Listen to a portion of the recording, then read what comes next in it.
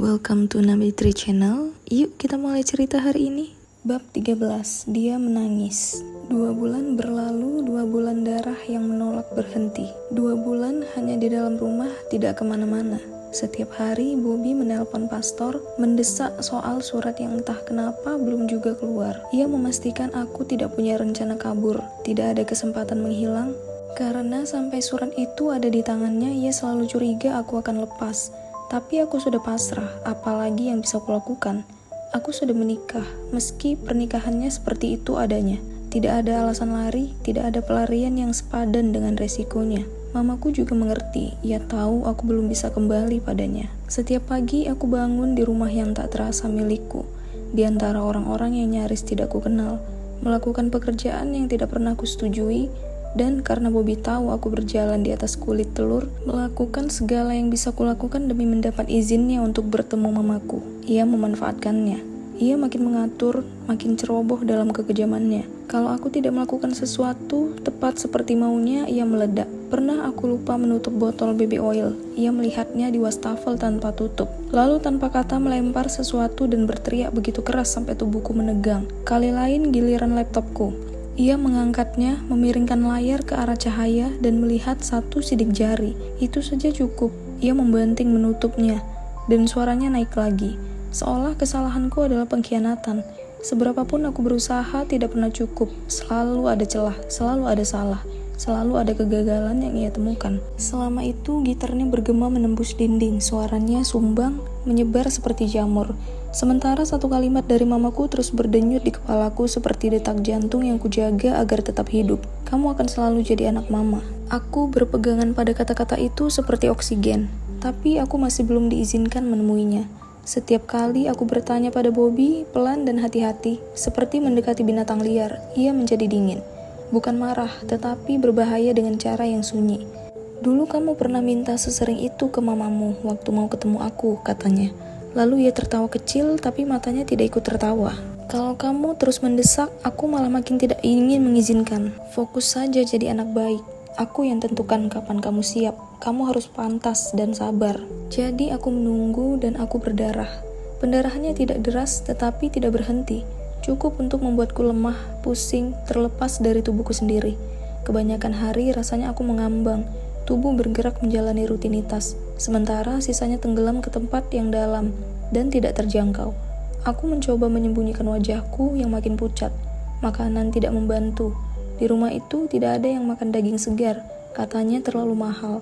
Setiap hari menunya sama, daging babi kalengan. Awalnya lumayan, bahkan menenangkan. Tetapi lama-lama baunya saja membuatku mual, nafsu makan hilang, makanan tidak masuk, dan tidak lama berat badanku turun. Aku tetap tersenyum saat menyodorkan kopi. Aku mengangguk ketika ia menyuruhku mengepel lantai jam 6 pagi agar ubin berkilau saat dia bangun. Aku tidak membiarkan siapapun melihat betapa lambat gerakku, betapa sering aku harus duduk, aku tidak mau ada pertanyaan. Sampai suatu pagi aku berdiri terlalu cepat dan semuanya gelap. Aku meraih meja, pandangan berputar, nyaris ambruk. Ibunya melihat, panik memanggil Bobby. Aku berusaha menjelaskan, aku kurang makan, aku berdiri terlalu cepat, tetapi ia tidak menyerah. Jadi aku bilang soal pendarahan itu, bahwa sampai sekarang belum berhenti. Wajahnya ngeri.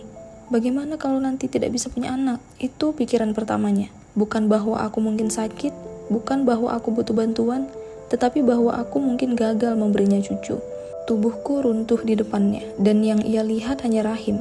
Malam itu ia bilang pada Bobby aku harus ke dokter secepatnya. Keesokan harinya saat aku bersiap, Bobby berdiri menutup pintu kamar, tangan terlipat. Biar aku lihat, katanya. Lihat apa? Pembalutmu, aku mau lihat. Apa? Aku bingung. Ia mendesah jengkel. Aku cuma mau pastikan kamu tidak bohong. Aku tidak mau buang bensin hanya untuk dengar dokter bilang kamu ngarang. Kamu pernah bohong, kamu pintar soal itu. Panas naik ke dadaku. Kamu pikir aku bohong? Ia mengangkat bahu. Kamu selalu kebetulan berdarah saat aku mau sesuatu. Aku tidak bilang kamu bohong, aku bilang kebetulan. Kebetulan, begitu katanya. Seolah sakitku, tubuhku, ketakutanku hanya trik yang harus dicurigai dan diperiksa. Ini pertama kalinya ia menuntut melihatnya langsung. Sebelumnya aku pernah mempergokinya membuka pembalut bekas dari tempat sampah. Tapi tidak seperti ini, tidak berhadapan. Aku ingin berteriak, tapi tidak. Aku tetap diam, karena diam adalah satu-satunya kuasa yang tersisa.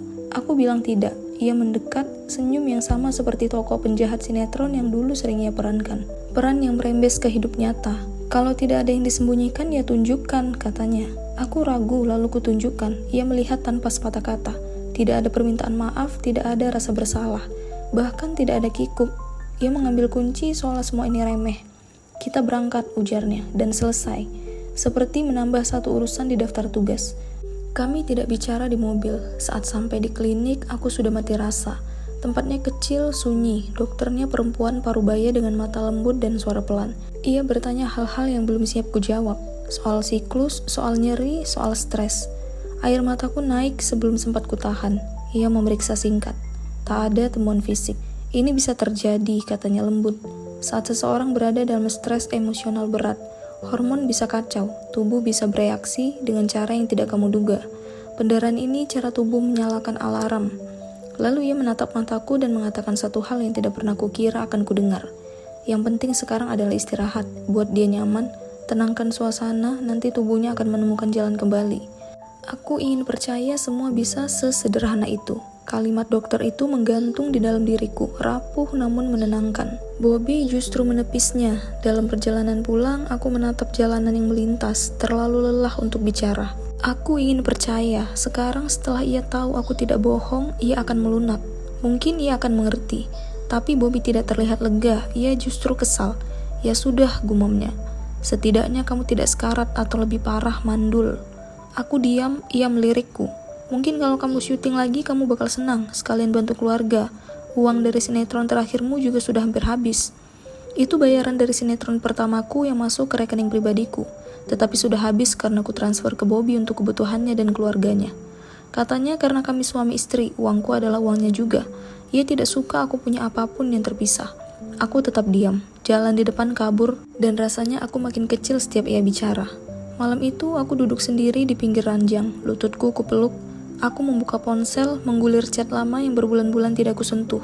Masih ada di sana, tawaran, casting, kampanye. Orang-orang masih mencariku, dan itu menyalakan sesuatu yang kecil di dalamku. Redup tapi nyata. Aku membalas, aku bilang iya, aku siap. Lalu datang pertanyaan yang sama berulang. Siapa yang akan tanda tangan kontrakmu? Aku bilang aku sendiri. Mereka bilang tidak bisa. Karena aku belum 21, secara hukum aku masih belum dewasa penuh. Aku tidak bisa menandatangani tanpa orang tua. Harus salah satu dari mereka, kecuali keduanya sudah meninggal. Baru setelah 21 aku bisa sendiri. Dan Bobby bukan salah satu dari mereka. Ia bahkan tidak punya bukti tertulis bahwa ia suamiku. Yang bisa ia tunjuk hanya foto-foto hari bahagia versi mereka, dan itu tidak cukup. Ia marah. Aku suamimu di hadapan Kristus, teriaknya. Mereka seharusnya melihat kamu sekarang tinggal sama siapa, kurang apa lagi.